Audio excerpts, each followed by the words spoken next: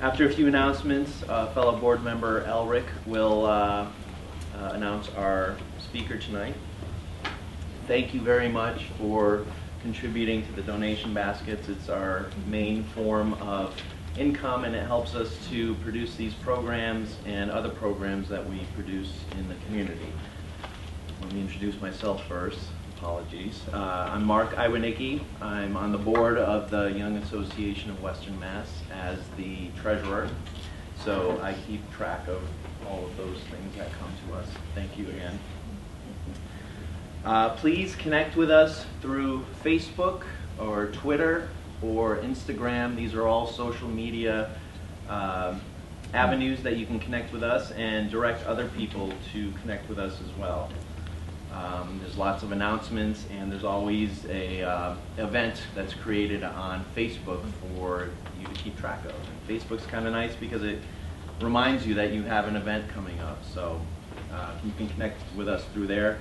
You can check us out on our website, which is written right on the board over there, West Young. It's got an archive of lectures, previous lectures that we've had over the course of the years, and it's super valuable to get some really great information. I've checked it out myself, and I encourage you all to do so as well. We've got a whole bunch of these flyers that are on the table over here and the cart over there. If you would be so kind as to grab one of them and post them anywhere that you think someone might see them. The more people that we can get here, the more that we can have some healing, because that's what this work is for. This Jungian work is becoming rarer and rarer in these times. So I think you all know how important it is to find the thing that connects us all at a core level. So please take these and post them anywhere that you see that you think people might be able to see. Our next lecture will be called Alice in Genderland. It's transgender through the looking glass, and that will be Friday, April 3rd, 2020. So take one of these, post it, take a look at it. It looks pretty cool, I think, because I made it, so I'm a little biased. We'd like to acknowledge our videographer, Sky. She records all of these lectures and puts them on the website for us to enjoy. So she's available for hire, and she does really good work. So if you have a videography need coming up in the near future, please contact her, and she's right there. And she's very nice. I just spoke with her.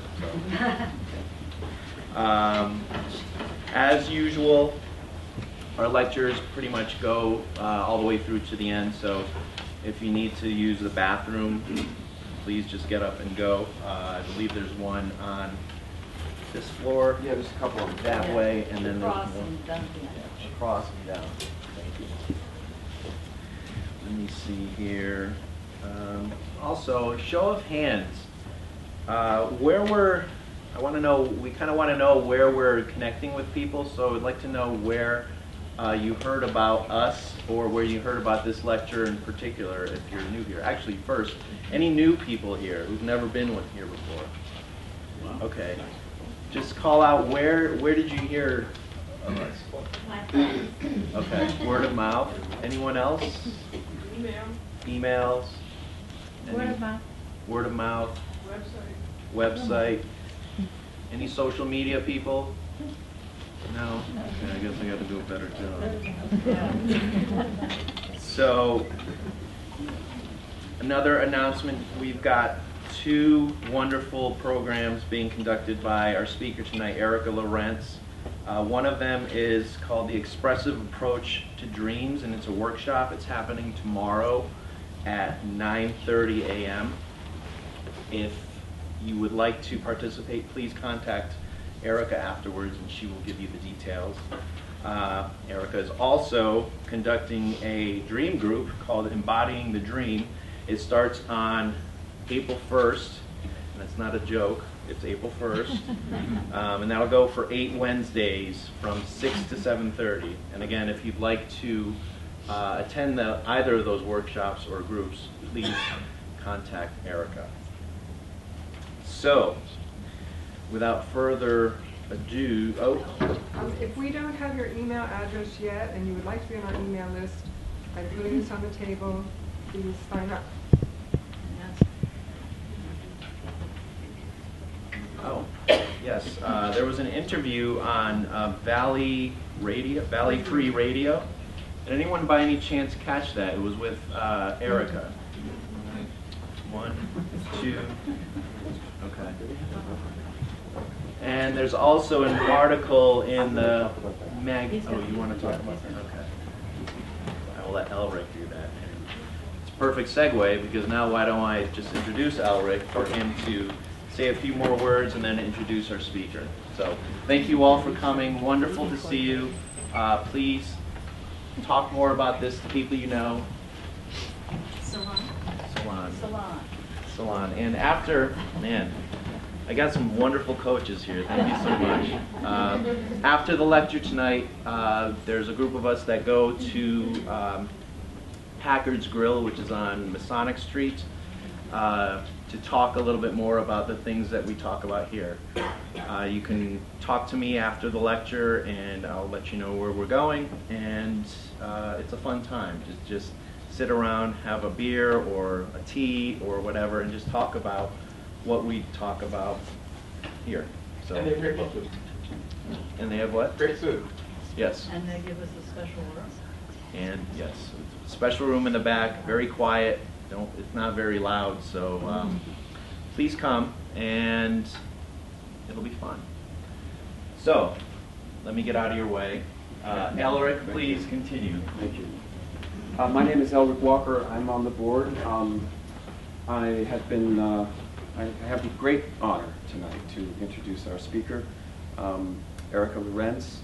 I do want to say, first of all, that one of the first lectures I attended here with the Jung Association was a lecture by Erica Lorenz on alchemy, and I was deeply impressed. This is very, very difficult material, and there aren't a lot of people who have mastered it to the degree that Erica has. So you're in for a treat tonight. Erica Lorenz is a Jungian Analyst. She has a private practice in Amherst, and she is also the president of the Jung Association of Western Massachusetts and our fearless leader. And she has been with us since 2011, I believe. She is also a training analyst at the Jung Institute of Boston.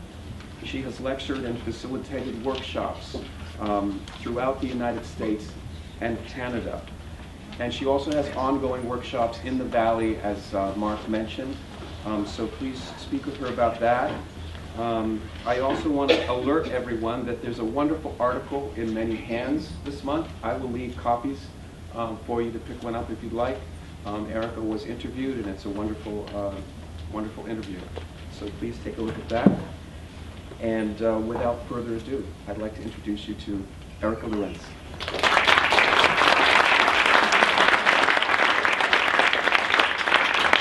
Okay, is that good? Okay. So alchemy, it's very interesting stuff. I've dipped into it. I've taught this about 4 times. Once was a class that went on for weeks.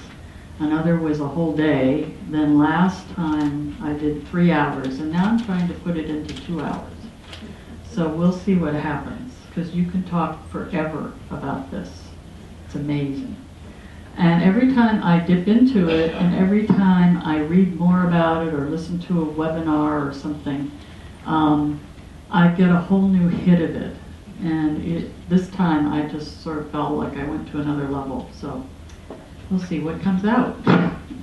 Okay. Alchemy is like a 4-ring circus. You have aerial acts, you have elephants, you have dogs bouncing on balls, you have tigers flying through flaming hoops, you have clowns on the periphery, you have water acts if you're Cirque du Soleil, you have the ringmaster who's sort of on top of it all and announcing it and directing it, and maybe that's the alchemist. But that's what we're looking with. That's what we're looking for. So this is the world of the alchemists. The four water, fire, air, earth. We have the 7 planets, which is what they knew. This was done in, let's see, where is this? Okay, it's the 17th century. And then you have the phoenix, which is coming out of the building. You have the sun and the moon, which is the father and the son, the king and the queen. And then you have the alchemist laboratory. And in the back, you can see the furnace a little bit, the alchemist and his helper. And alchemists were male and female. And then you have Mercurius on top. And Mercurius is the main god of alchemy. He's the trickster. He's quite an amazing person. And here you might have the alchemist who is blindfolded, as we see. So we're talking about the inner world. We're not talking about outer world events. And you have nature. It's about nature. It's really about nature. Turn it off because I thought that might interfere. Is it on now? Yes. Okay, thank you. Okay, so alchemy is about paradox. Jung is about paradox. Alchemy is about change, transformation. It's about making the gold. But true alchemists did not think they were making real gold. They were making the philosopher's stone. They were making the true gold, which is individuation, which is becoming whole, which is becoming who we truly are. It's the opus of the work. And in this picture, we have all of that, and then we also have different processes, different procedures that the alchemists would do. Coagulatio, distillatio, perfectacatio, solucio, sublimato, calcinatio, and there are more. There are many steps. And these are the operations that the alchemists would do in the laboratory as they were imagining into the process and having experiences. Do you know what text that's from? It's in the 17th century. I don't know the text. Thank you. Yeah. So where am I? Yeah. So this is Mercurius, and Mercurius is the god of alchemy. He's the father of alchemy. He's an autonomous spirit. He's the father of all the metals. The alchemists, most of them were working with metals. Some of them worked with plant essences, but most of them worked with metals. And the metals came from the different planets. And Mercury is the father of the metals, and he was rejected by the patriarchy. He's the fiery, chthonic spirit. He's elusive. He's deceptive. He's the god of thieves. He's the god that possesses a client or one of us like a demon and then disappears. He does things to music in a lecture. He's the salamander. He's the mercurial fire that doesn't really burn. It's the spiritual fire. He's the son of Zeus, the father of Pan, the god of nature. He's the herald to Hades, and he's chthonic. He's the magician. He's the god of travelers. He conducts souls to the underworld. He's the god of commerce. He's having all kinds of mischief these days. And actually we're in Mercury retrograde, so this is perfect. Okay, so we also have, gotta go back, Mercurius, Mercury, Hermes. And we also see he has the sandals and the wings, so he's a messenger of the gods, and he also has the winged caduceus, so he's also a god of healing. Okay. So, different planets. The sun is masculine, the king. The silver is feminine, the queen. The moon. Sulfur, Mars is iron. Venus is copper. Jupiter is tin. Saturn is lead. Mercury is quicksilver. And so all of these metals were worked on in various ways, and I'm not used to having a clicker. And what I really got when I took another hit into alchemy this time is that alchemy points back to the primordial matriarchal world, which was overthrown by the masculine world of the father. And that's really what it's about. For the alchemists, I love to imagine back into medieval times or even before, and the perceptions and the relationships that they had that are very different to ours. I find it fascinating.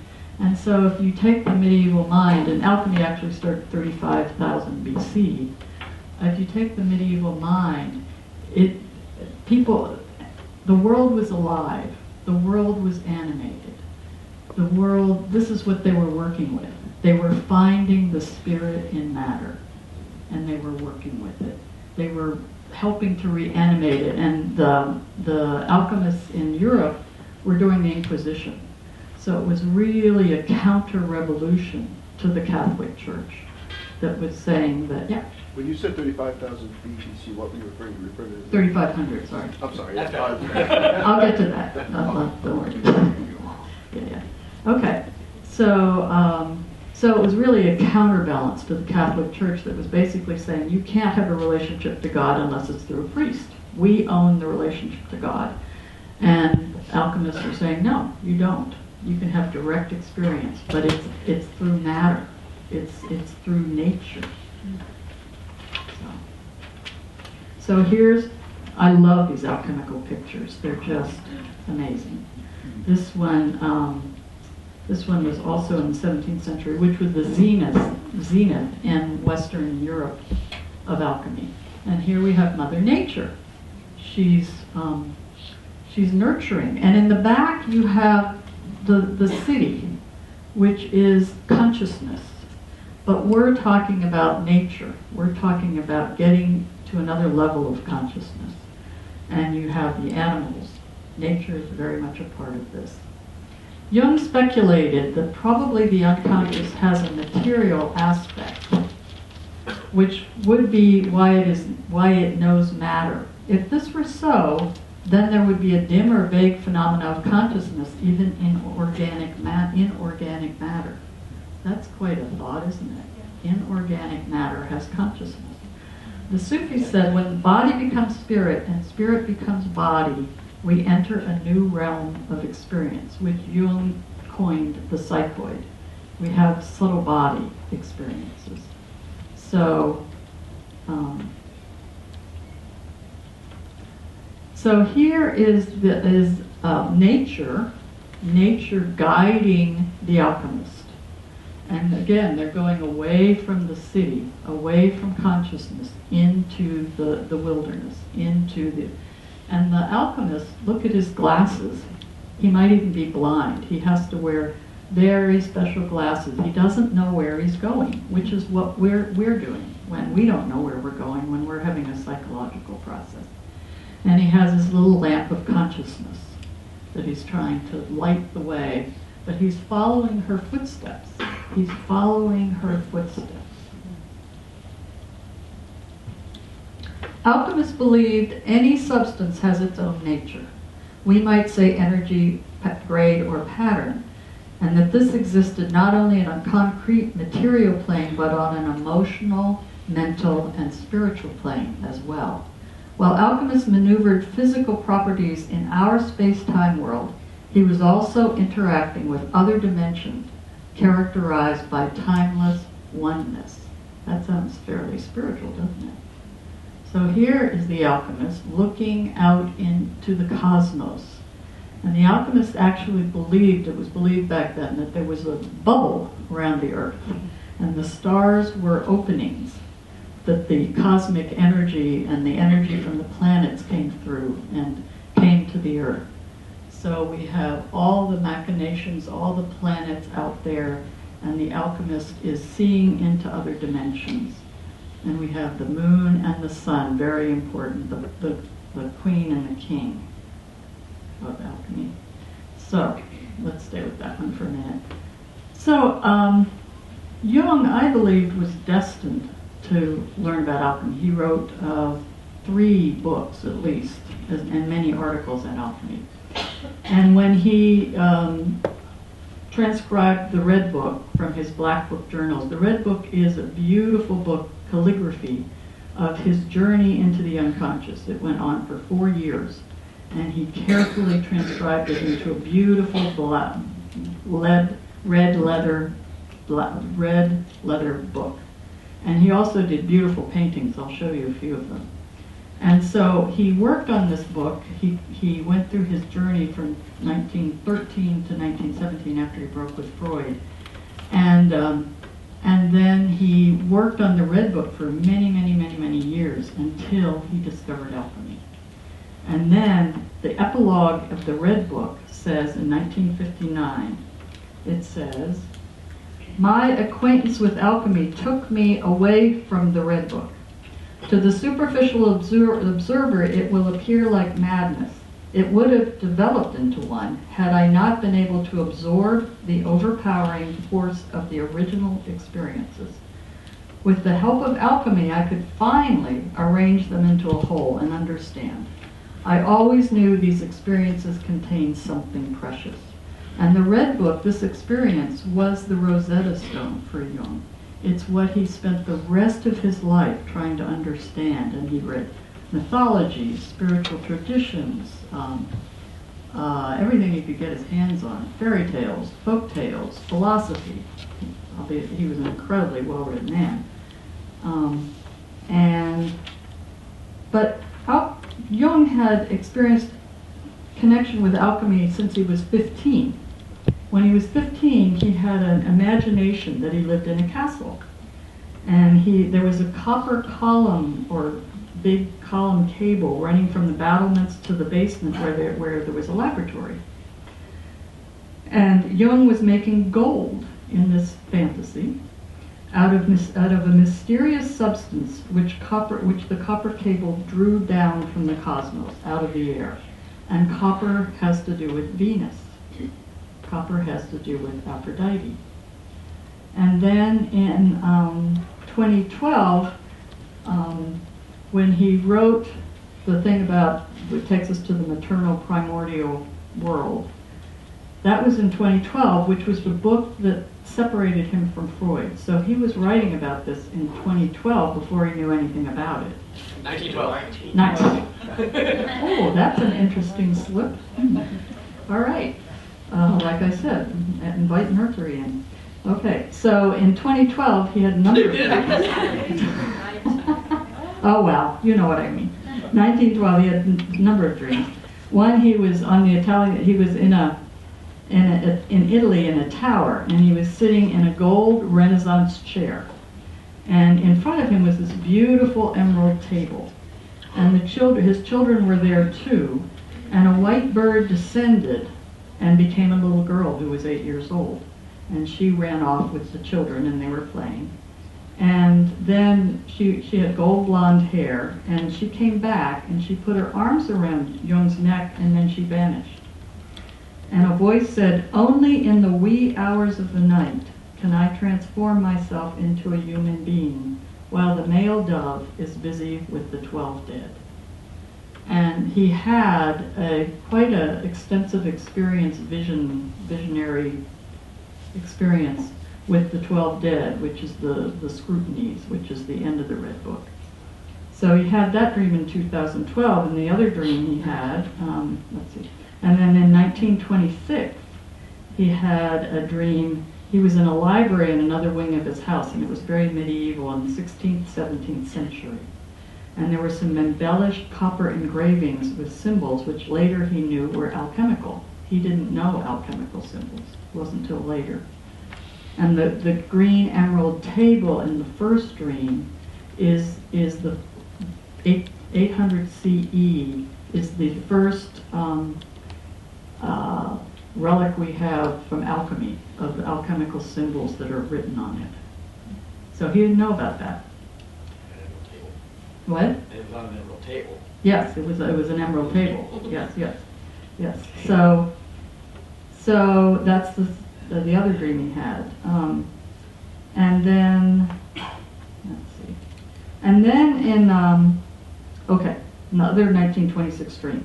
He was on the Italian front driving back in a horse-drawn wagon with a peasant.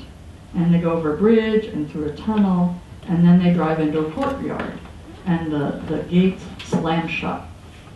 And the peasant says, I guess we're trapped. Here we are, we're trapped. We're caught in the 17th century. Notice the 17th century. That was the height, that was the zenith of alchemy in Europe.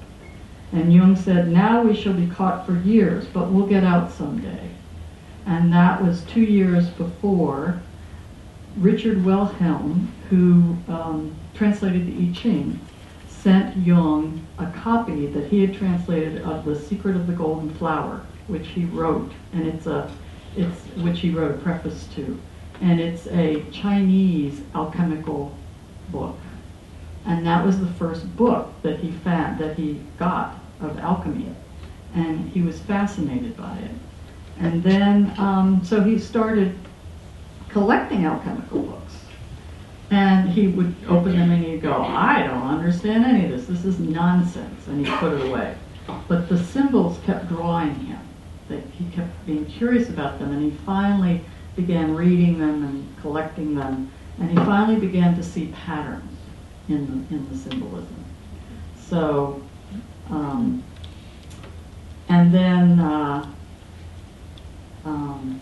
and so that's how he started. And Marie-Louise von Franz was a collaborator and helped him write his books. It was tremendous work. Mysterium Conjunctionis is 1,000 pages, and it's totally full of alchemical symbols that he goes from one tradition to another and connects all these symbols. It's quite an amazing work. I don't understand half of it, so I'm not an expert. I'm not sure anybody's an expert in alchemy. Thank you, Albert. Okay, so let's see where we are.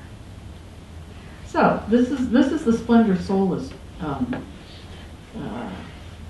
series. There are a number of series of beautiful alchemical pictures. And this is the most beautiful, the Splendor Soulless. There's a whole book that Joe Henderson wrote on it. And here we have the alchemists searching for the treasure in the mountain, mining for gold. And again, you see the sun in the sky, and you see the moon boat in the river. And everything in these paintings means something, every single thing. The last time I did this, I went through a lot of them in very detail, but we don't have time. But so here are the miners, and there's a myth at the bottom here, and it's Queen Esther.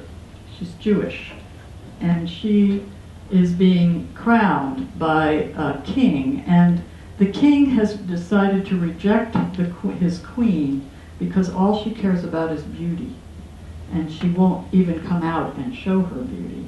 And Esther comes and says, please protect my people. Please keep them from being killed. There was an edict or something that the Jewish people were supposed to be killed, and she pleaded for her people, and he was so impressed with her righteousness and her courage that he recognized that that was the most important piece. And so they were both transformed by this experience. So that's a very important myth there. So let's go into a little bit of the history too of alchemy. So the roots were in 3500 BC was the earliest alchemy in Sumeria, and Egypt was 3000, China and Britain were about 2000, Greece had secret guilds, and they were originally, this really came up through the shamanic tradition and through metallurgy and through blacksmiths, we could say, were the first shamans. And in Taoism, the 4th century, the alchemists made gold their spiritual quest. And their meditation allowed the adept to return to the primordial state of chaos, the womb, the mother, to discover the secret of creation and regeneration. In India, it became tantric. It came out through the tantric tradition. In Europe, started in the 7th century, And it came from the Middle East and Northern Africa through Spain, that amazing confluence of Muslim and Islamic and Christian and Jewish traditions in Spain in the 12th and 13th century. And it came up through there. And and the Sufis talked about alchemy. They did a symbolic interpretation of the Quran, and they believed in a direct communication to God. And they're the ones that coined the word. The words, where are you? The mundus imaginalis. That's what we're working with, the mundus imaginalis, which is what we do when we work with our dreams. And so when we're going through an alchemical process, we're going through our own looking at the shadow, our own looking at our feelings, all of this, which I'll get into a little more. Okay, then the Freemasons, the Rosicrucians, the Kabbalists, the Knights of Templar, they all were connected with alchemy. They all had aspects of alchemy. And the alchemists were very highly educated. They were very trained. They were the doctors. They were usually had patrons who helped them and supported them while they did the work. Roger Bacon was an alchemist. Albert Magnus was one of the most famous alchemists, and he trained Thomas Aquinas. Thomas Aquinas knew alchemy. And Thomas Aquinas, towards the end of his life, he was very ill and he had visions. And Marie-Louise von Franz, one of the early Jungians, did a whole book. It's called Aurora Consurgens. It's one of the alchemical texts. And he had these visions which she attributed to him. Other people say, no, that wasn't him. But it was about the marriage of the feminine and the masculine, Sophia. And at the end of his life, he said everything else which he wrote, he was an incredibly erudite monk. He had apparently a huge round table and 4 clerics, and he would talk to one cleric and they would write out his ideas, and then when they were tired and needed to go to sleep, he would talk to another cleric, and he was so prolific. He wrote books and books, but it was all very codifying Christianity, totally codifying Christianity. And at the end of his life, he said, all of that is straw compared to this experience I've had. This is the real thing. So, Paracelsus was an alchemist. Paracelsus said, the purpose of alchemy is to make the arcana, secret remedies. And the alchemists wanted to find things to help their patients. That's what that's part of what they were looking for. But they felt like it wasn't just physical. It was spiritual and psychological too. For all these things conform to the instruction and test of nature, since nature and man in health and sickness need to be joined together and need to be brought into mutual agreement. Compassion is the physician's schoolmate. Yeah. Okay, this is from the Splendor Solar series. This is wonderful. We have to be creative. We have to be open. We have to play. We have to be like children. We have to have an innocence. In the back you see the alchemical furnace. And then you see the alchemical containers on the mantelpiece in the back. They're the Alembic. That's where they would cook the materials and do their experiments. And you see nature is surrounding this. It's all surrounded by nature. The butterfly, the transformations, birds of the air. Okay. So, Erica, Yeah. the picture's kind of cryptic in a way. It doesn't seem obvious what they're about.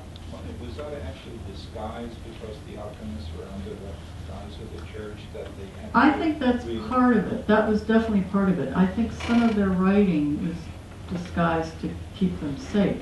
But I also think they didn't know what they were doing.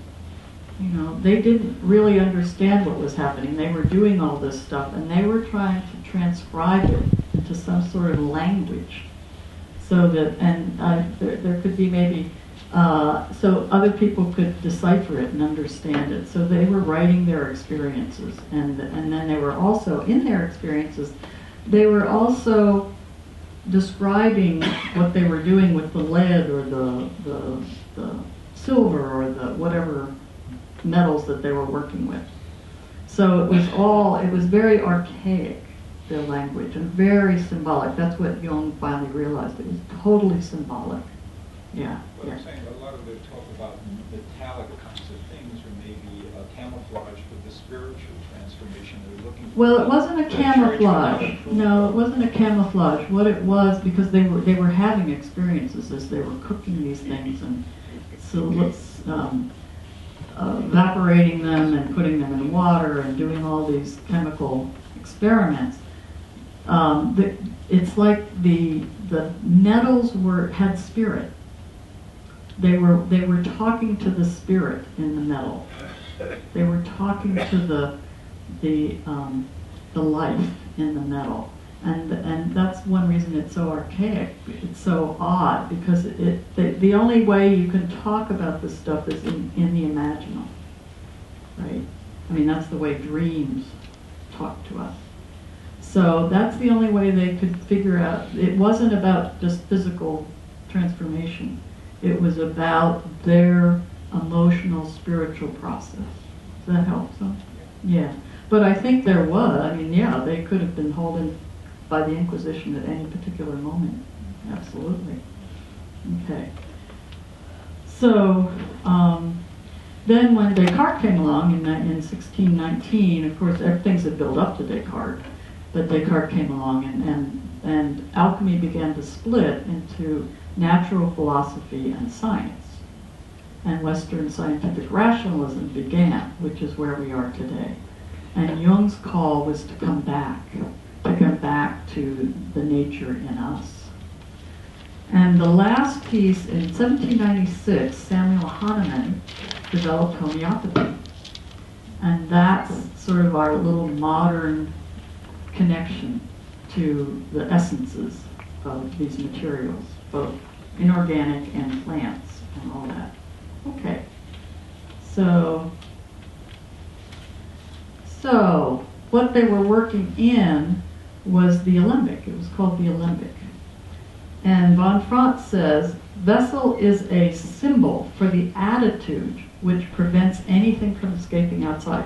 So when we're working with a dream or we're working with a psychological process, we want to really be able to focus on it and to be inside of it so we can come to an understanding that prevents escaping to the outside. Introversion, which on principle does not let anything escape to the outside.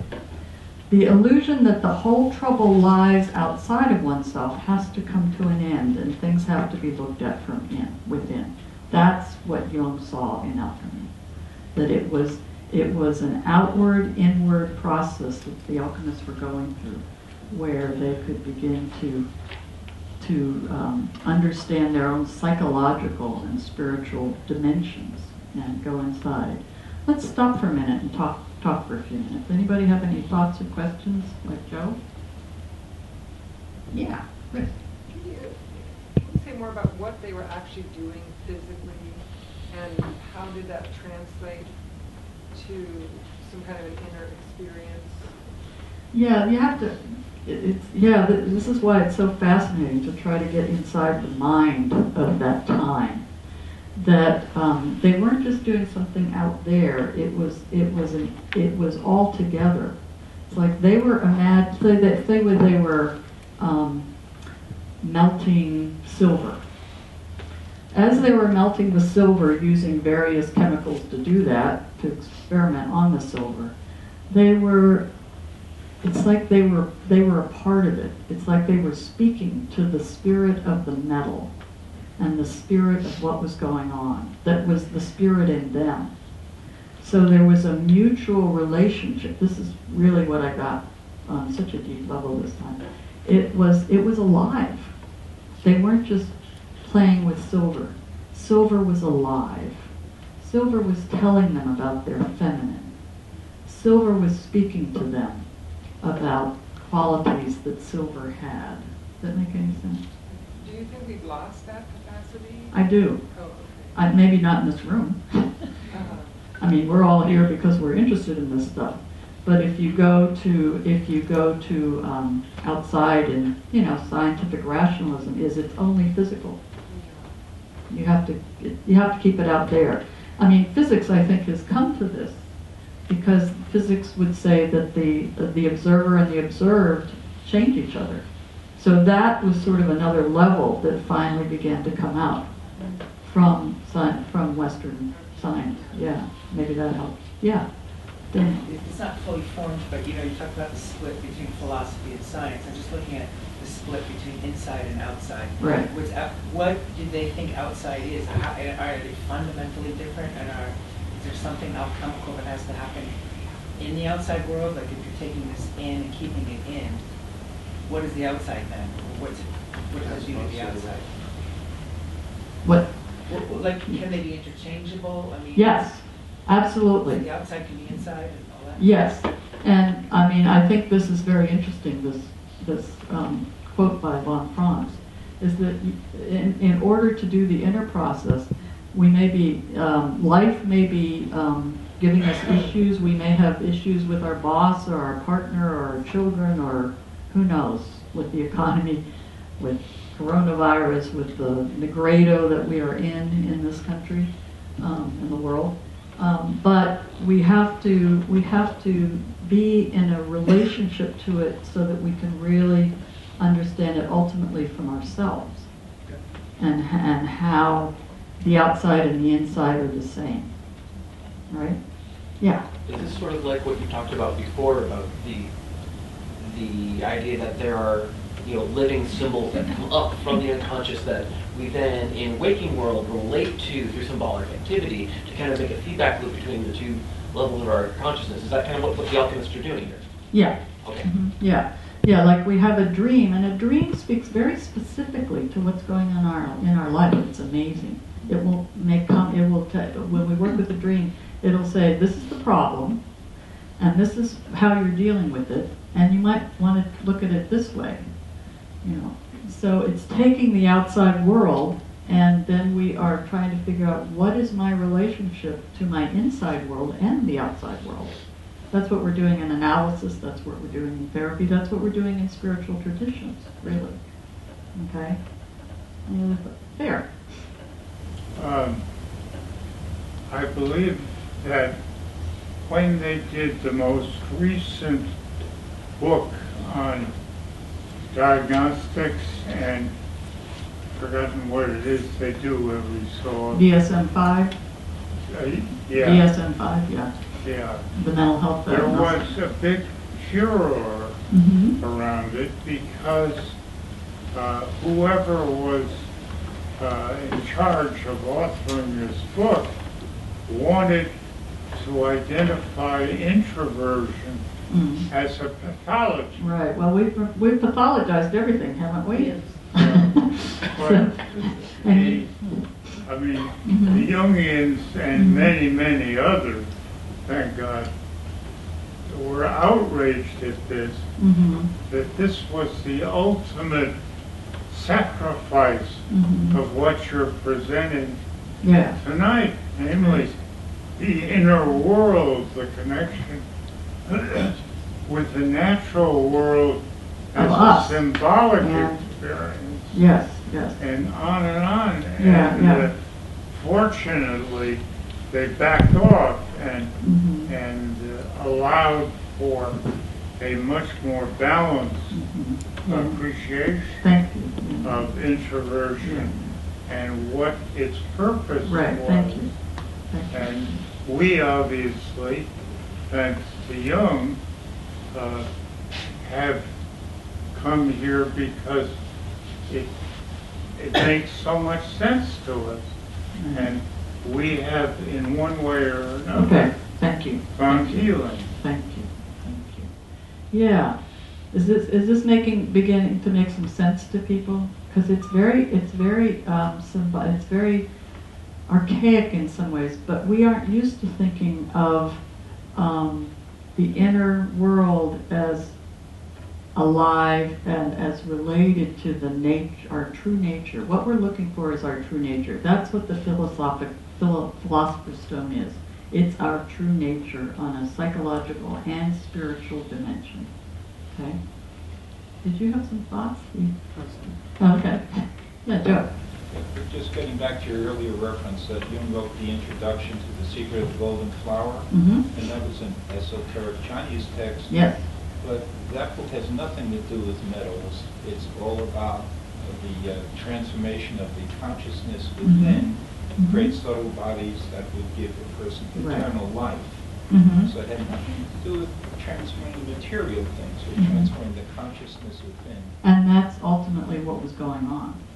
And Right. I think But it that's- wasn't just, some people think it was just a projection, that the alchemist was doing all this, they were doing all this stuff, and they were projecting stuff onto, and I think there's another dimension to it, is what I'm saying. And Taoist texts like Secret of the Golden Flower at that time were using metallic metaphors, things like Right. Mercurius, cinnabar, Mhm. et cetera, et cetera, et Mhm. cetera, to talk about their inner experiences. Right, right. And, but they were also doing these experiments. So they were very involved with it. They weren't just thinking about it or using them as symbols. They really, really experienced the metals as having spirit, as having. I know in the London Society, they were actually drinking mercury. Yeah, well, that could make you a little crazy, can't you? Yeah, go ahead. So I've done a couple of sweat lodges, and Uh-huh. so I'm not very good at knowledge about sweat lodges, but the idea is that you're taking stones that contain the original spirit of the Right. earth, and you're bringing them into a tent, and you're releasing that spirit into the tent of the lodge, and you're then interacting with it and having your individual experience. Is that Yes, basically yes, what yes. So they were doing their own aspect of that. Yeah, that's a really good analogy. Thank you. Yeah. Anita. Kitchen dreams are the closest thing. When someone is in the kitchen, Mhm. particularly when they're cooking something on the Mhm. stove, Mhm. they're beginning symbolically. They're Right. Alchemical. Yeah, they're in the process. They're cooking, they're baking, So, yeah. Okay, let's go back. You had a question? It's just, you said we have a history from 3500 BCE to 1700, from all places of the world. Is there anything that links all these alchemic traditions, or is it a general idea that they're? Well, there are books. All of these areas in the world had alchemical texts. So, and the first one that Jung got was from Egypt. And he actually eventually gave it back to the Egyptian government because they wanted all this archaeological stuff that was sent to all corners of the world, they wanted it back eventually. Right? I guess I mean more in terms of practice and belief. It's a Mhm. widespread in a big range of time. Yeah. There were connections. People would travel and they would get these. They would share. Yeah.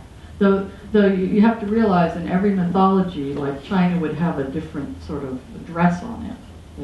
It might look different we're talking particularly about Western alchemy here. But yes, The Secret of the Golden Flower was a Taoist alchemical text. So yeah, okay. Yeah. So let's talk about some of the simple things. The Alembic, this is where it happened. This is the alchemical vessel. And when I have somebody in analysis, we're in the alchemical vessel. We're both cooking, which is important. The client isn't just cooking, I'm cooking too. And Jung said nothing is going to happen in this room unless you're both cooking, unless you're both in the soup. And when we're working on a psychological problem, we're in the soup, right? We're confused. We have all these experiences happening in our outer life with our boss and the dog and our childhood comes up, and and we get triggered, and we, in order to cook this, we need to come inside and go, what is going on? Well, I want to become conscious. I want to learn from this experience. Okay. And so in here we have the coming together of the masculine and the feminine, and then on the top we have the new child that is born out of this, which is our new attitude, our new awareness, our new experience of who we are. Do you know the four beings around the couple are? I think those are the four evangelists. Yeah, and this is again from the Splendor Soulless series, beautiful series. And here we have the Alembic, and you see the three birds. I am dressed in black and red and white tonight for a reason. And the black bird is on the bottom. We'll get to that a little bit. The black bird is on the bottom, and the red and the white bird are working the black bird. And around it, you see there's a lot going on. There's commerce. There's money exchange. There's the king doing things. There's all this activity. So when we're working with the Alembic, there should be all this awarenesses and feelings and emotions and sensations that are going on inside of us. That's the Alembic. Okay. And what are we cooking in there? We're cooking the prima materia. This is a painting from the Red Book. The prima materia. We're cooking all this stuff that we're trying to deal with. We have emotion about it. We get depressed. We get inflated. We get angry. We have a lot of energy. We have no energy. We have ideas. We have fantasy. And that's in the Alembic. That's what we're cooking. That's the prima materia. The prima materia is mystery always begins with our inferior function, our shadow, what's in the dark, what's in the unconscious. The place where new life regeneration is found. Only what is imperfect can be brought to perfection. What is most repressed by the mind or feeling. Okay. And the prima materia is an unknown substance that carries projection. So whatever we're projecting out there, we need to look at it in here. Even the worst things. Unknown substance that carries projection of autonomous psychic substance. So this, you see all the different elements, all the very, very primal. We get into very primal places, don't we? We don't have a clue as to what's happening. We get very depressed, or we get very angry, and all of our instincts, all of our drive comes out. And then it cooks in the Alembic. It's chaos. The prima materia, we don't make it. We find it. We bump into it. We bump into a situation in the outer world, and there it is, bang, in our face. And we're so upset we can't do anything. Like somebody makes us angry, but if they just make us angry once because they were an idiot, fine. But if we keep mulling over it, if we keep going, what? If it keeps coming up at us, somebody else makes us angry for the same reason, then we have to begin to go, why am I so angry? That's when we start cooking it. We find it. It finds us. Some of the symbols, it's the lowest. It's in the shadow. It's in the dark. The symbols: lead, mud, poison, shit, urine, salt, earth, blood, sea, dragon, Hades, cloud, fire, chaos, vessel of contradictions. So that's what we're working with. When we go into a depression, for example, we're really at the bottom. We're really down in it. And we can just sit there, or we can begin to imagine into the process that we're in, into the emotion, into the relationship that we're in. So we get eaten up. The three-headed dog comes in, and it starts to gobble us up our consciousness. We don't know what's going on. We're confused. It traps us. It claws us. And here we have a thief who's stealing money. It's really the part of us that we don't really want to know about. And this can also be if we admire somebody and we idealize them and we keep going, oh, but they do that so much better than I do. Oh, but he does that so much better than I do. She does that so much better than I do. You know, that's also a complex. That's also an issue because we aren't honoring our own abilities. We can't find it in ourselves. This is Peter Bearcauser. I love this picture. He was an amazing artist, obviously, and he worked with von Franz for a very, very long time. And he obviously had an issue with the mother, don't you think? Here he is down here, sort of going, oh my God, what am I doing? And having this whole imaginal world where you have the serpent of the great mother and you have the claw, the primitive part that's grabbing the feminine in him, and you have the feminine that's just floating around. We all have to work on the masculine or the feminine in us. Okay, how are we doing? Okay, so let's have a few more questions. Is this about as clear as mud? That's the prima materia. Yeah. If you can go back to the picture of chaos, at the bottom the letters there seem to be words for each of the letters of chaos, which I can't read from here. It says chaos. Oh, it says I can't read it either. Sorry.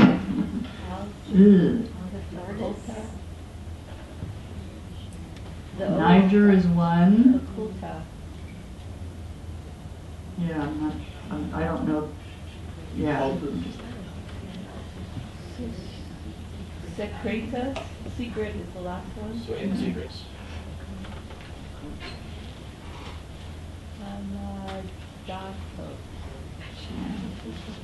not sure if that's that's Latin or what. It's Latin. It's what? It's Latin. Okay. Anyway, yeah. Don't know. I'm not sure. Good question. Go ahead. In that sculpture of Mercury in the beginning, there was a head underneath that looked like it was spinning or blowing him out. What was that? Well, it's a good symbol, isn't it? Mercury's standing on a head. Mercury's standing on... Blown out. Yeah. What's that? I don't know. I mean, we can imagine into all these symbols and find our relationship to it. That's the most important thing, right? Yeah. Okay. Yeah. I mean, there's so many symbols in all of these that we can talk about for, we'll get into some more specifics. But anybody else? Yeah, Scott.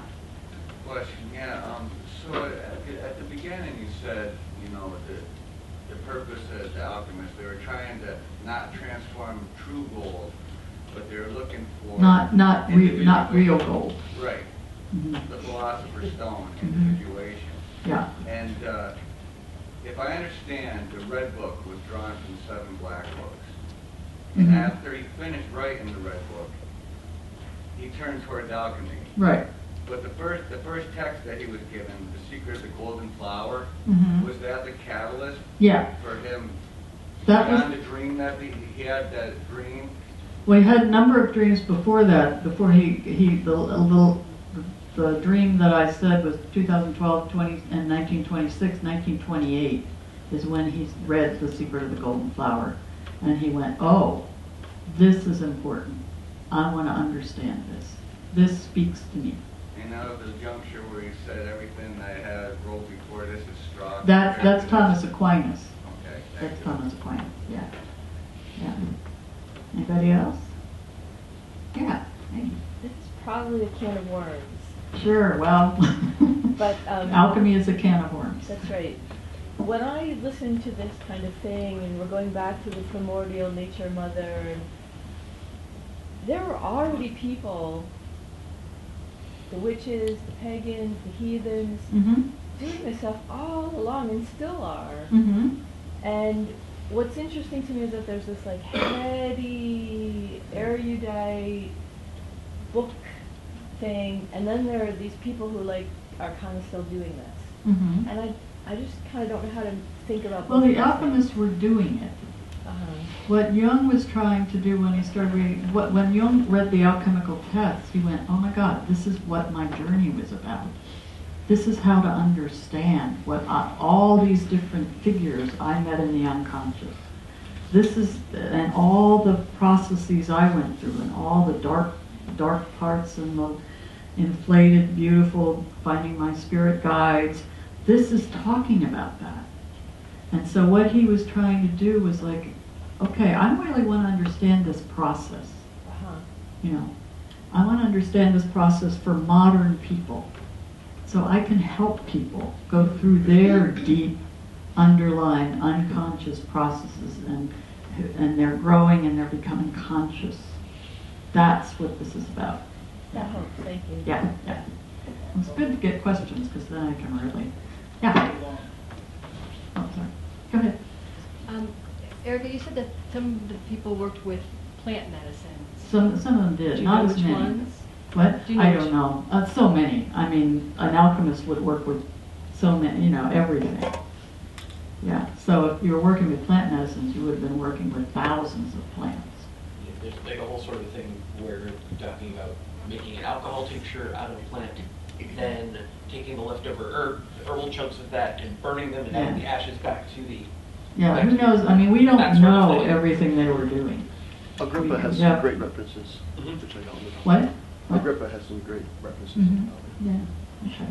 Yeah. In terms of what's happening now, there's a lot of interest in psychotropic drugs, right? Mhm. Magic mushrooms and all that. That's still been happening for 1,000 years. Yeah. Oh, yeah. Did you ever Psychotropic. experiment with Jung? drugs of No. that kind?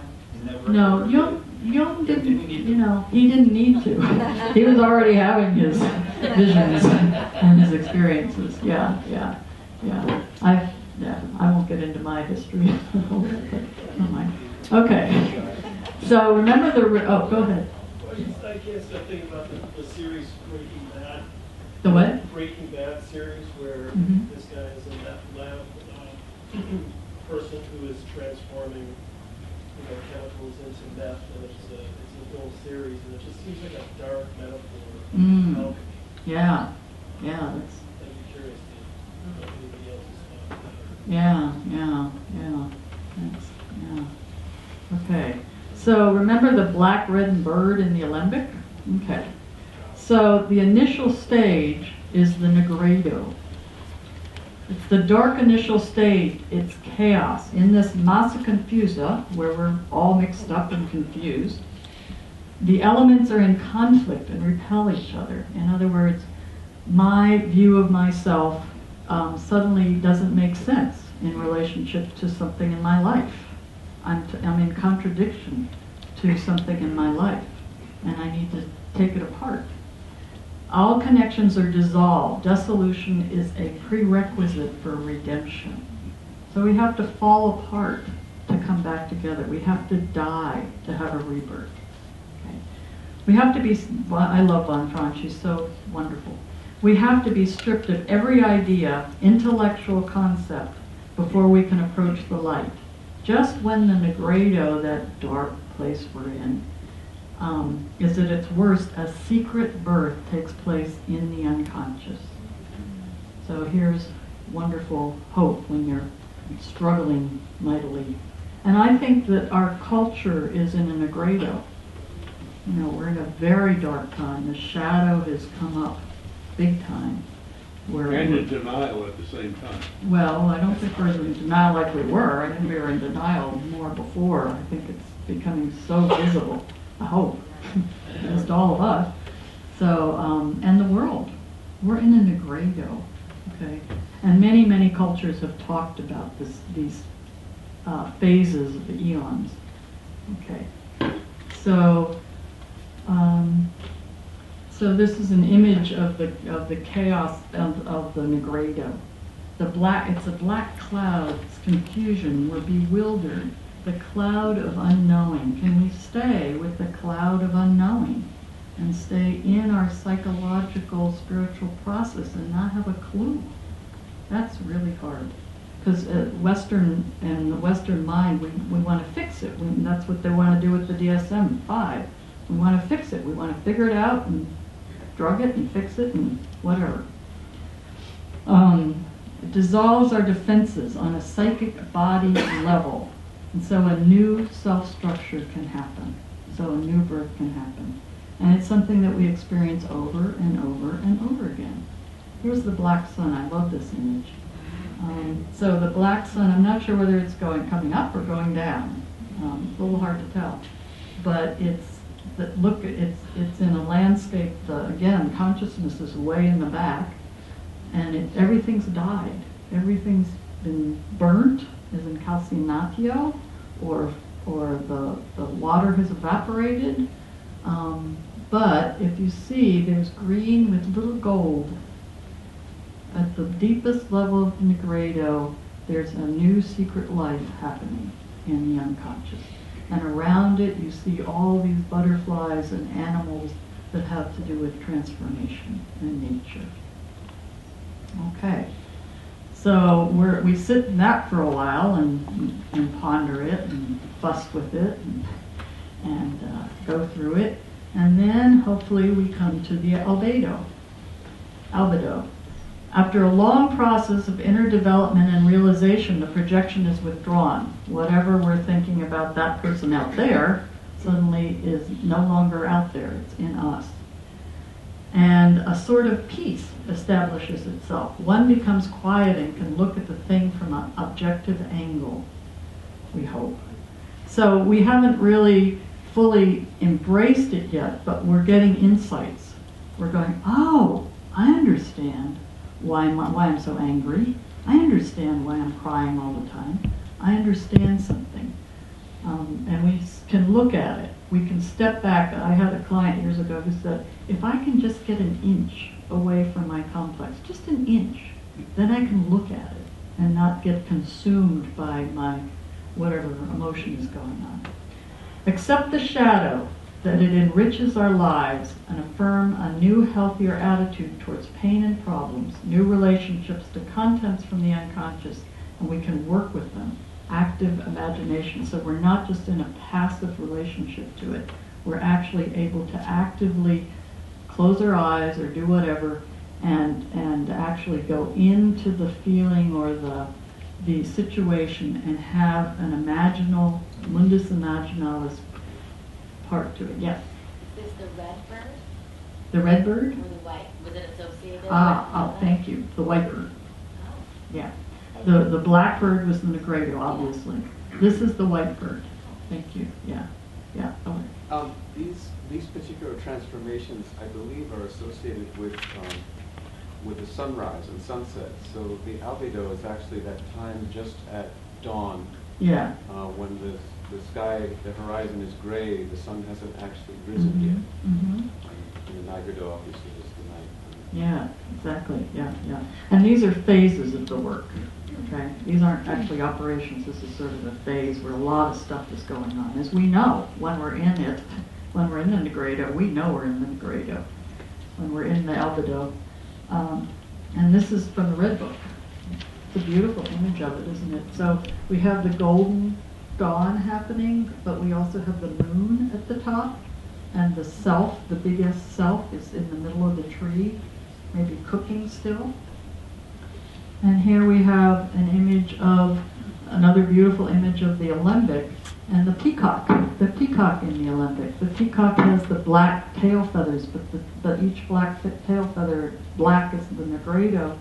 Color is happening. You know, things are getting clearer, things are moving. Yeah. What comes to mind with the white and the black is the Yin Yang Symbol. Sure. It keeps moving back and forth, doesn't it? That's how we work. And notice there's harmony. There's music, there's feminine, there's masculine, there's farming, there's Venus at the top with Mercury. It's harmonious. It's not that working kind of image that we had before.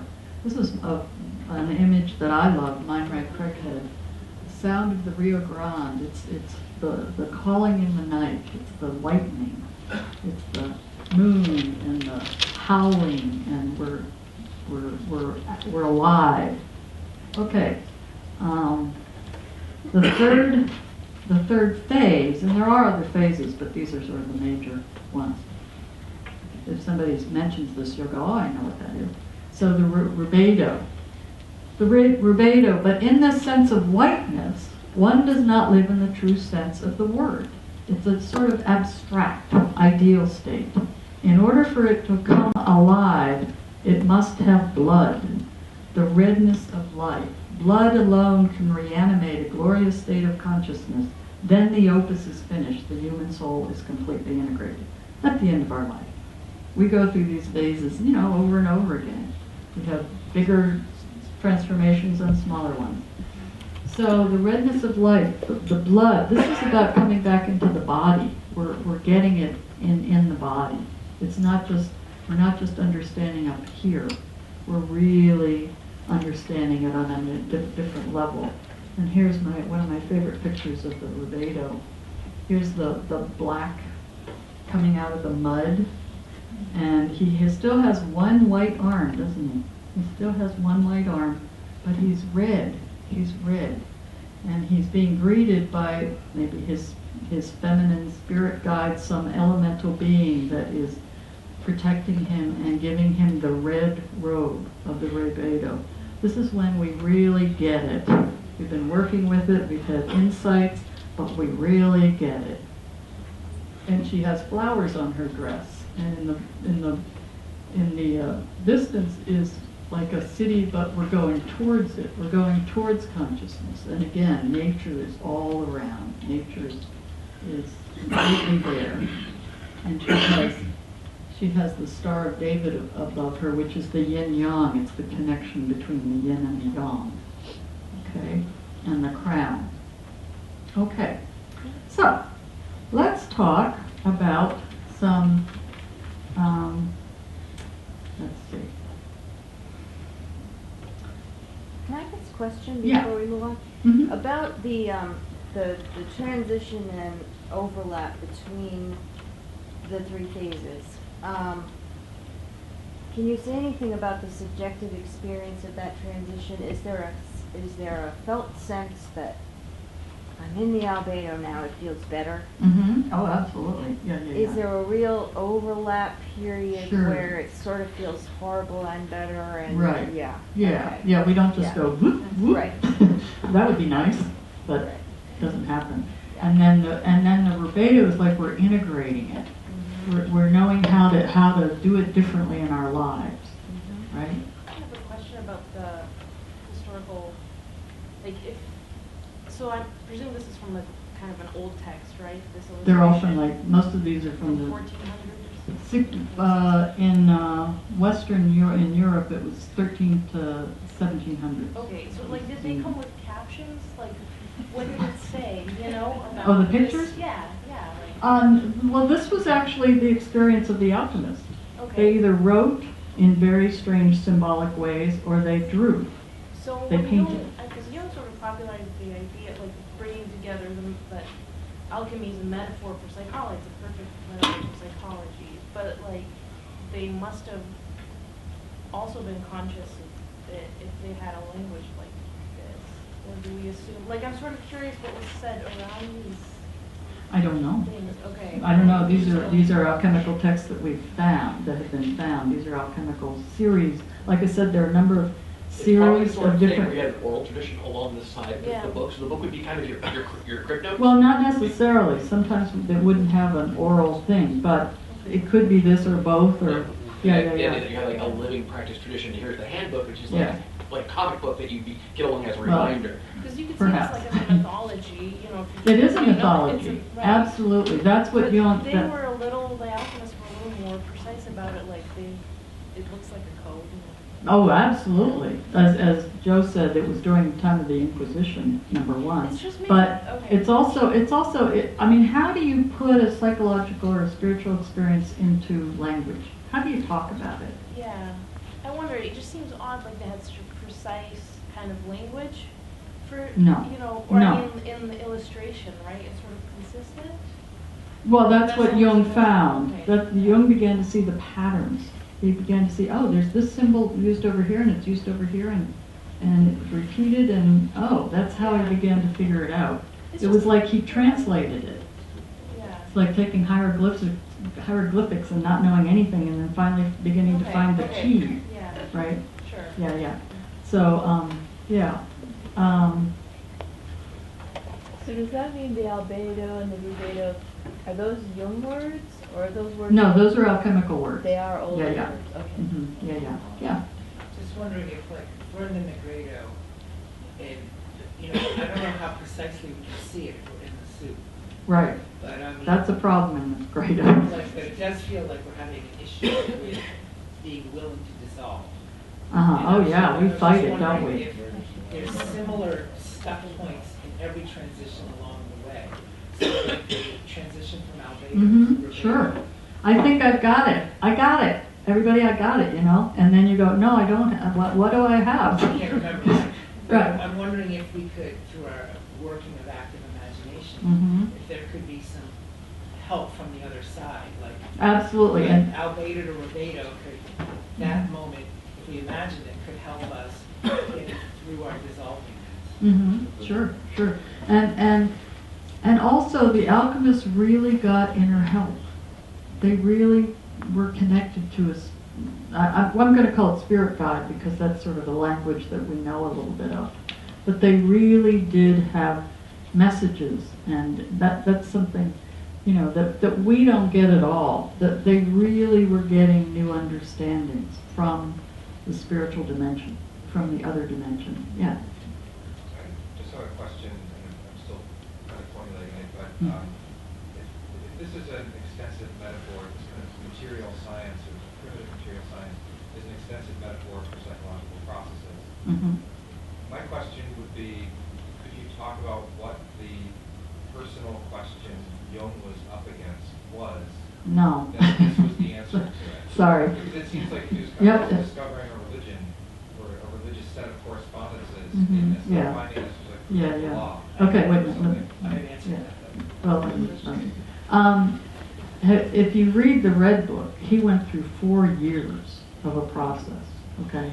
Negredo, Albedo, Rebedo, you know, over and over and over and over again. And when he discovered alchemy, it was the most complete mythological map that he had ever found. And that's when he said, oh, this can help me understand the processes that I went through and map it. So then maybe I can help other people map it and make it easier for all of us to do this. Does that help? Yeah. Well, keep formulating your questions, okay? Yeah, go ahead. I was struck by the frames. Mm-hmm. The lush frames. I know. Aren't they beautiful? And that in this one, for the first time, one of the figures is moving beyond the frame. Mm-hmm. And it's also a mammal, you know, a very warm-blooded mammal, isn't it? Yeah. And looking up Mhm. and moving out. Mhm. And I'm just wondering what you make of that. Well, I think you're right. I think it's a moving forward. It's a warm-blooded animals, big warm-blooded, not just little warm-blooded animals. And the gold, you know, all the frames have gold, right? The gold, the philosopher's stone, right? So let's move on because we could talk about this all night. Yeah. I'm going to do this in 2 hours or 10 hours. Okay. So, new life appears spontaneously after the libido, our energy, is freed from the complex, from the issue we're working with. And we come into an embodied self. Embodied. Jung said nothing happens if you don't experience it in the body. Higher consciousness from nature and something nature alone could not create.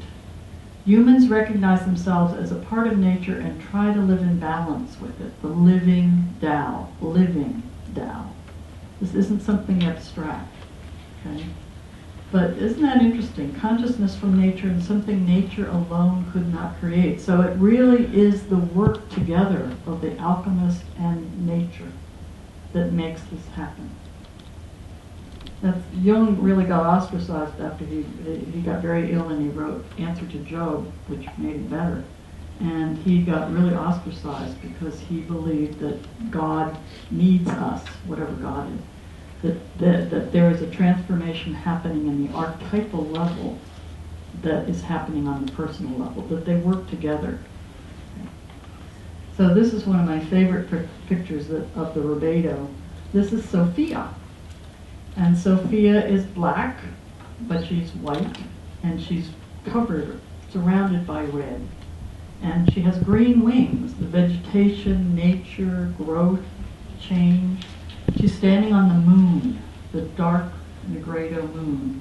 And she's opening her white dress to show us the caduceus, of healing, the red and the gold of healing.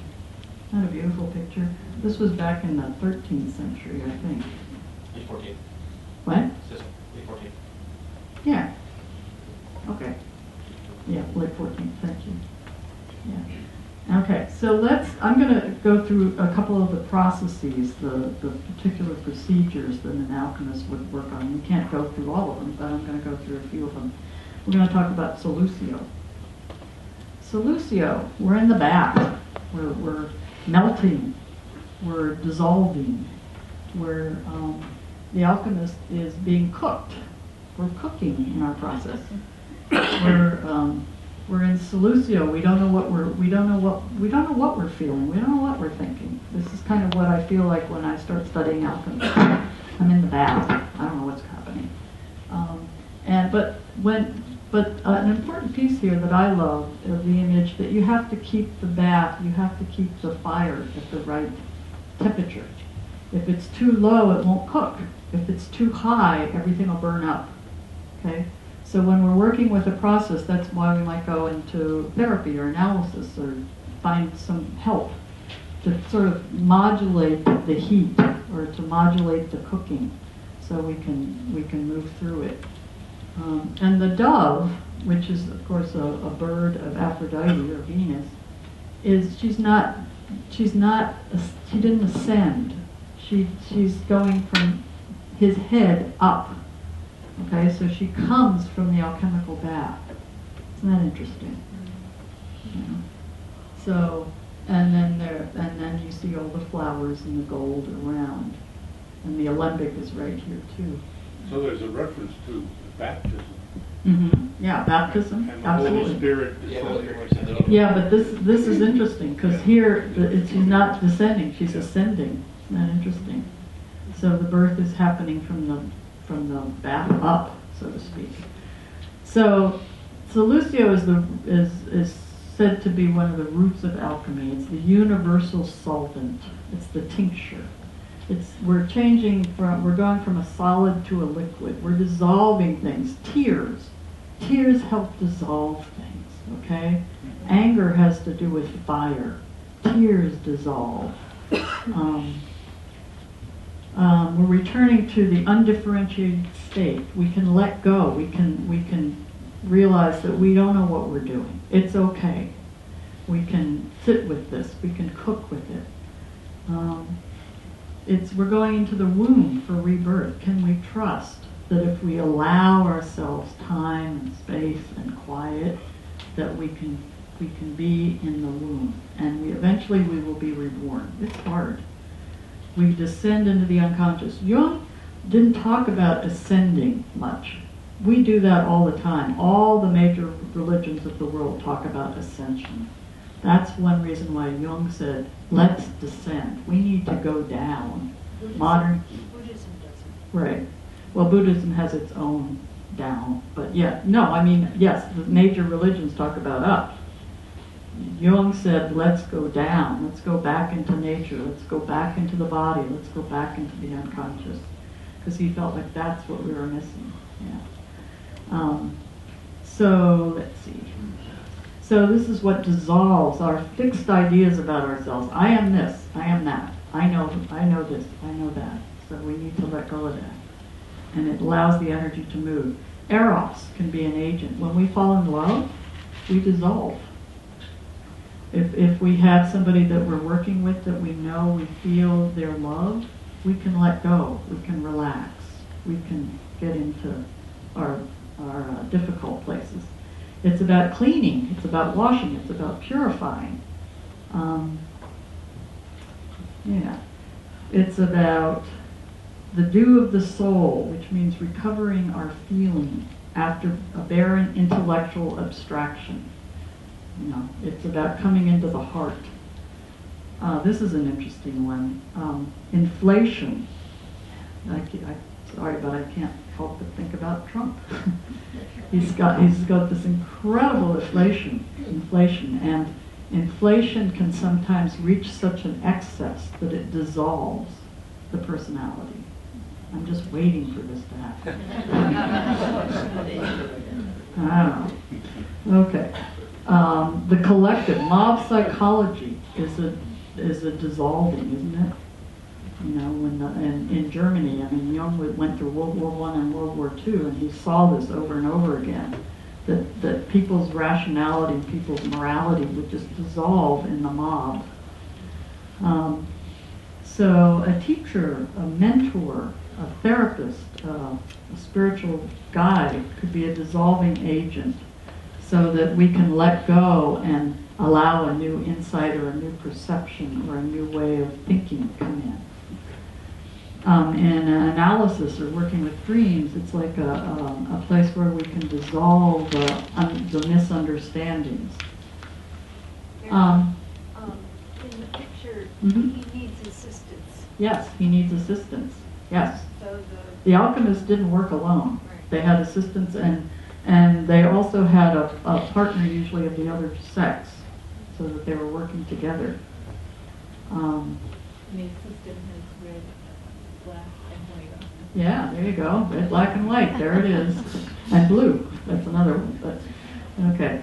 So if you're immature, if there's an immature sense of oneself, then you can dissolve in a bad way. You can dissolve in an addiction.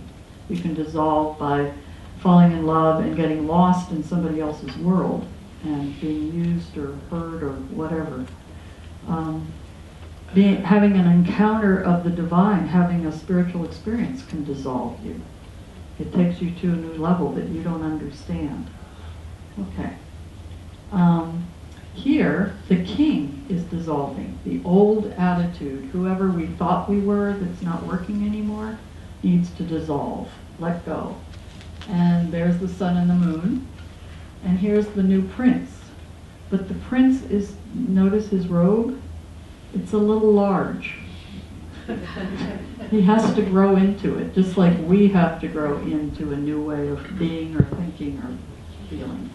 And there's a lot of flowing water, and here's the dove, and she's sitting on the apple which is Venus, and he has the scepter and the crown, but the crown is gold and black. It's not pure gold yet. Okay. And here's another picture of Seleucia. Here we have the masculine and feminine, the king and queen coming together in the bath. And she has a green wing of Venus and he has the red wing of maybe Saturn or Mars. But they're dissolving. The masculine and feminine is dissolving. And whatever our masculine attitude is or our feminine attitude, maybe they become too rigid and we need to work with that. Okay, some dreams, a few dreams. What are my dreams? Okay. Here's a man in his midlife who's going through a major life reorientation. He dreams, he sees the world in a great bowl, and there's a huge flood like a dam has let loose. And it's cataclysmic, it's catastrophic, and everything is washed away. And in the dream we flee. And some escape and some don't. Some parts of him escape and some don't. Then there's a new era, and the world is seen inside a great sphere, many levels connecting around an open center where there are living spaces and apartments and places where people are. And it's before it was night, and now it's day. And in the middle of where this building is, it's earth. So in the middle of the flood has come earth over the water. And this is when he was going through a major life reorientation. And late after this dream, after he did a lot of work, he had a divorce. So here's another dream. A woman caught in a monstrous sea. She's a strong swimmer, but she's almost exhausted and she can no longer hold out. There's a square houseboat, like Noah's Ark, that reminds her of something in her childhood. And she is hauled up, half fainting, by Dr. Jung. That's a nice one.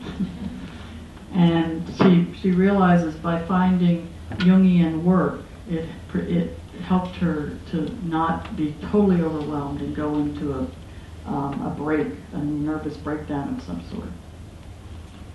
Okay, one more. Let's see.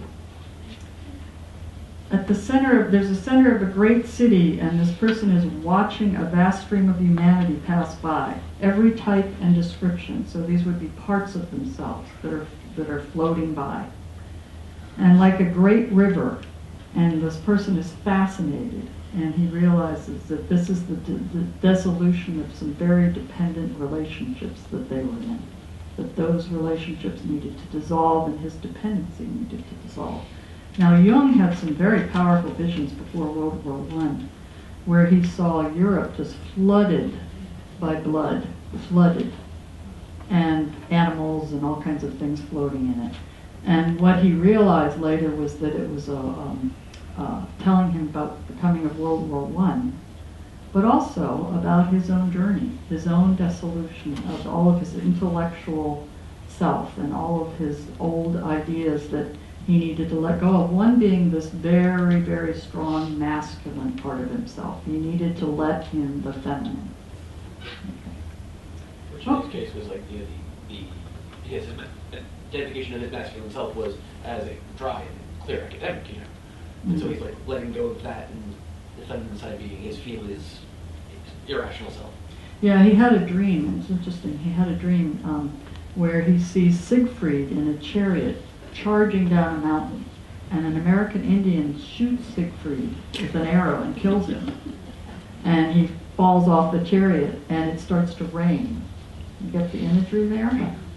And so he realized he had to let go of this heroic, masculine, driven part of himself, and go and the indigenous Native American, which is a very interesting image. Do you know if that was before or after he was with the Pueblo? After what? He was living with the Pueblo. I'm not sure. Okay. I don't have the dates with me right now. It was an early dream. It was a very early dream, yeah, his own process. So, okay, let's go on to coagulatio. Coagulatio is about Saturn. You know, boy, is Saturn busy right now, isn't he? Yeah. He's been really in the astrology. It's about the Earth. It's about bringing together. We have a dream and we're working on it, and then suddenly, oh, it's coming together. I get it. It's coagulating. It's solidifying. It's about weaving the threads, finding how the threads create a new cloth. It's about finding limits. It's about being able to make boundaries and find limits, and being limited by our life, perhaps, even though we hate it. It might be necessary. It's about eating, about incorporating, about digesting.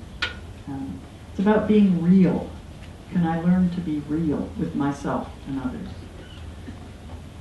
It's the diamond. The diamond is the most immutable gem there is. It's about finding the diamond in us. It's about the Eucharist. It's about eating the sacred, taking it in. It's about lead. And this is Saturn, and he is dropping a ball of lead onto the scene. So he's bringing it down. He's pushing us down. Saturn is the taskmaster. He holds our feet to the fire, right? That's what Saturn does. And he's really working right now.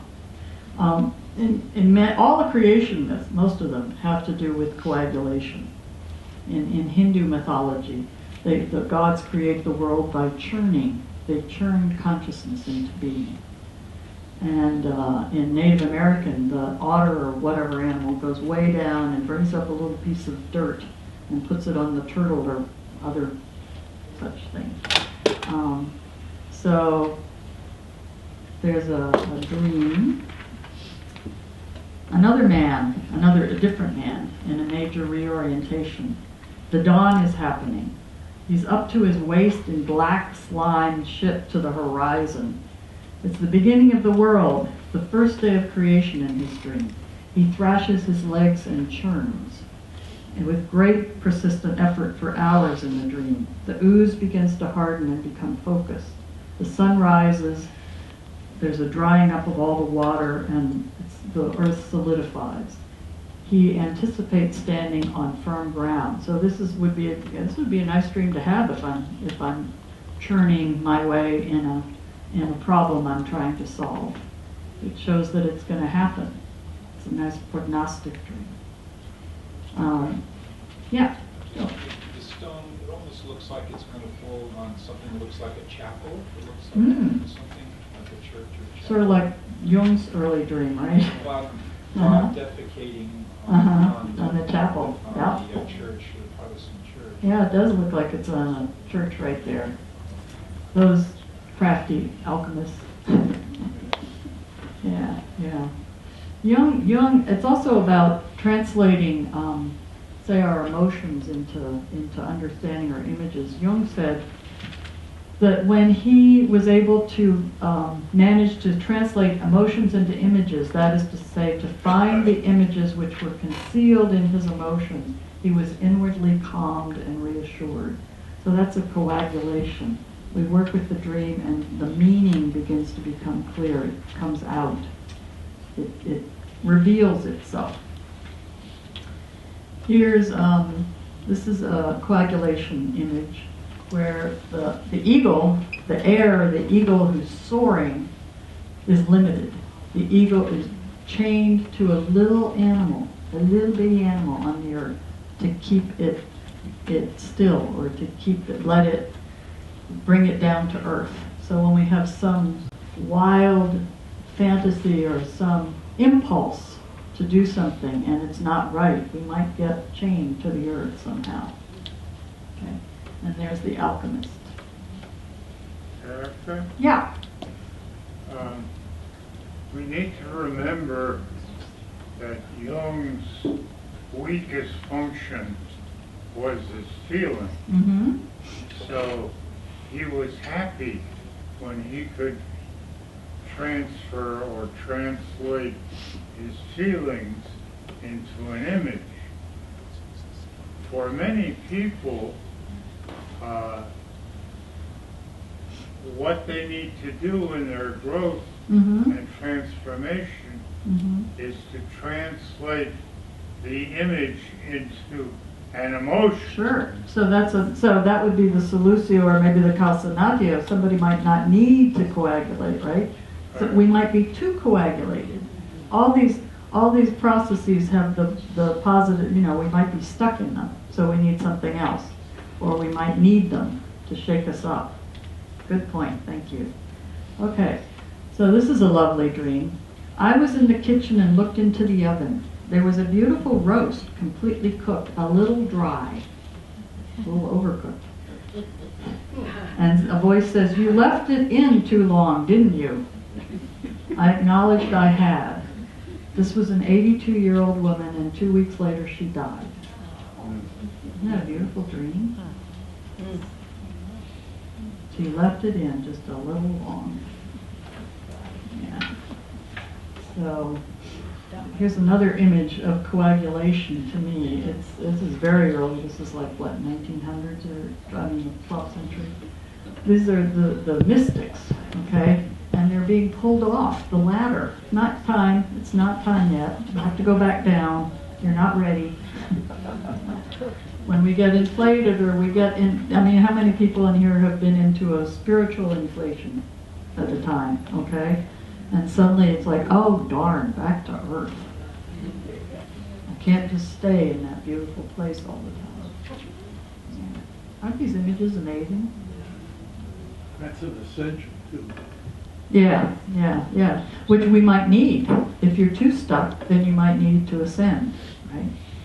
But I think as a culture, we're in our heads a lot. Okay, let's go to Calcinatio. This is from the Red Book. You see the adept is down there going, okay, I'll let the unconscious burst forward. And there's the, I think that's the sun boat, the Egyptian boat that goes through the underworld at night, and then it comes up. That's the sun boat in the back there. So maybe we have too much water around, you see.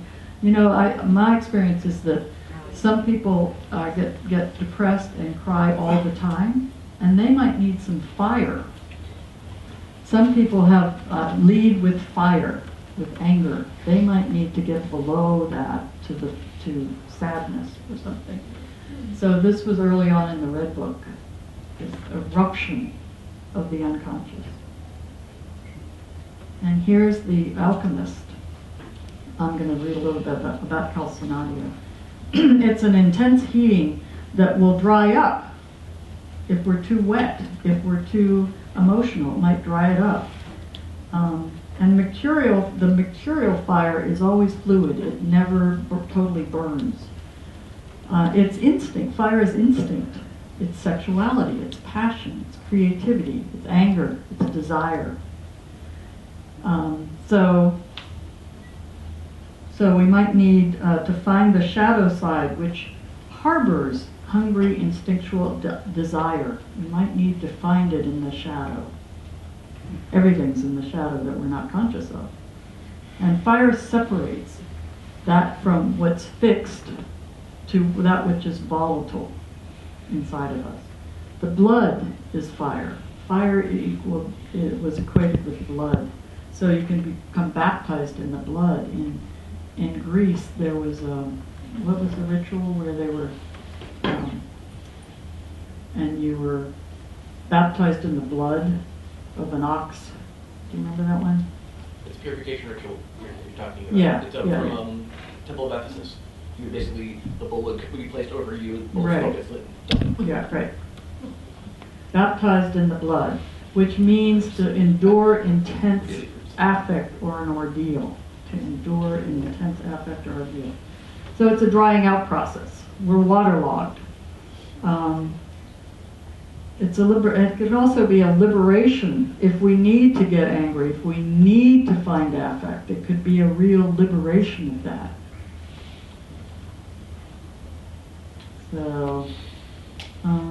So this is the alchemist, and you see he's being dried out. He's being these experiences or images or issues that he has are being burned and brought out in the fire by his assistant. On the spiritual plane, it's Kundalini. This is what the Tantric is talking about. It's the fire of the divine. It purges the ego. It can burn up the ego, but it can also purge the ego. It's experienced as divine inspiration. Now what's left after the Calcinatio is the ash. Ash is what's left. And ash is part of the albedo. Ash is what we're left with when we've all burned up and we've done this drying out process of whatever's going inside emotionally or relationally. And we're left with the ash, which has been purified. It's what can become, it might have to do with mourning or repentance or coming to a new place. To be sacrificed by the fire is to make sacred. To make sacred. Okay. Let's hear some dreams. Anybody have any thoughts or questions? The Mercury standing on the head is similar to Shiva, standing on that right. Ego or whatever it's called. Yeah. In the previous image, what are the people doing in the background? What's happening? I'm not sure. It's another alchemist. Looks like he's checking his eye. In the shades. What? I wonder how. What? Oh, he says he's pouring something into the mouth with a funnel. Okay. Yeah, it's a little hard to see.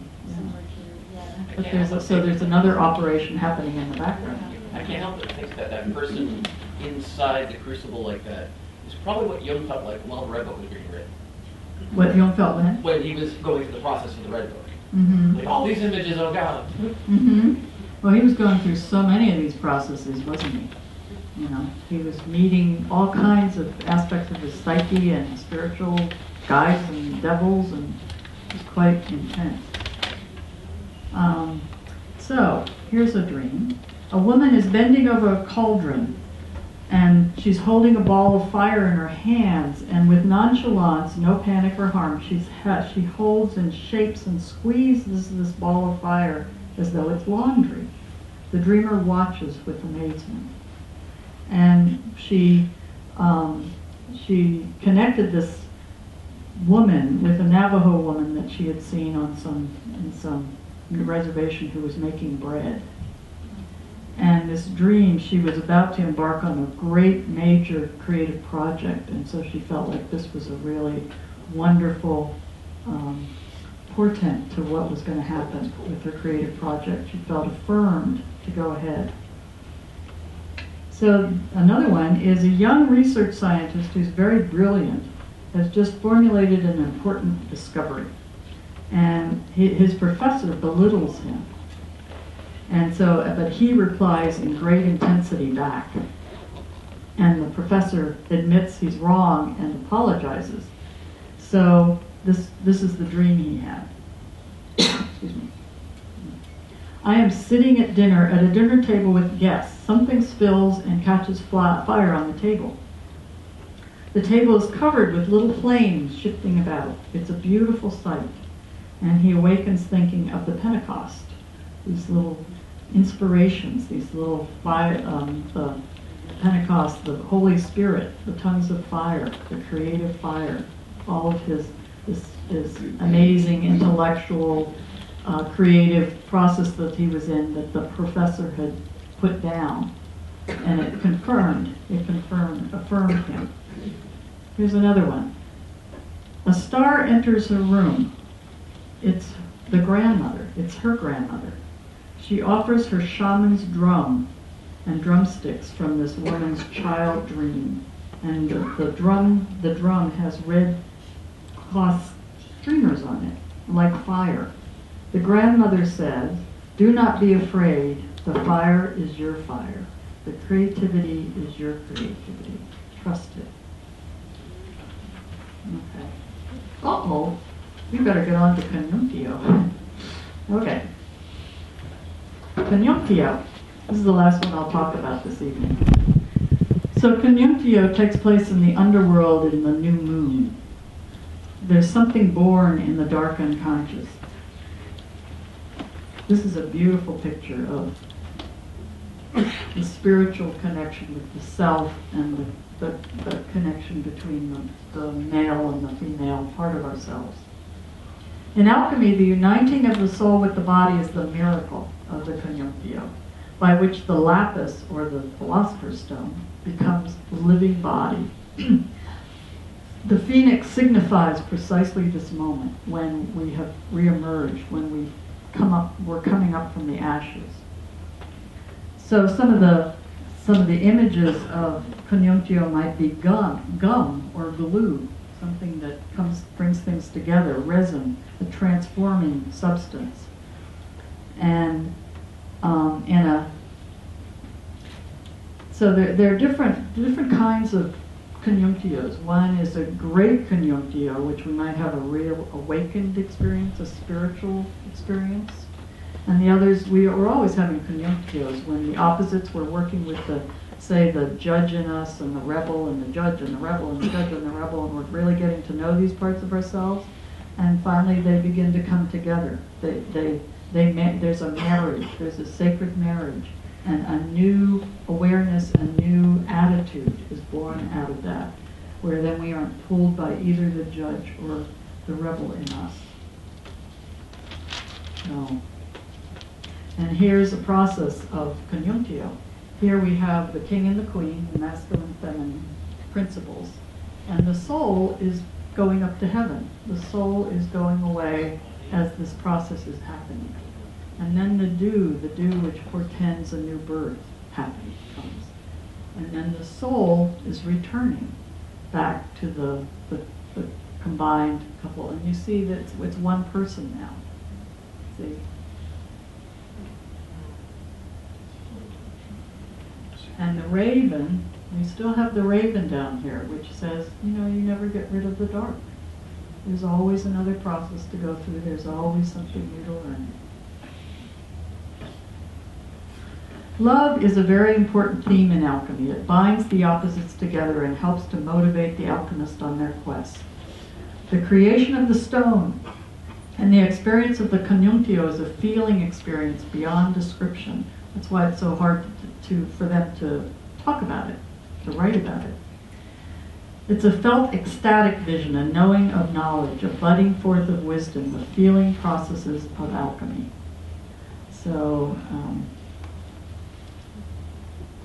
and the thing, this gets into the very esoteric aspects of alchemy.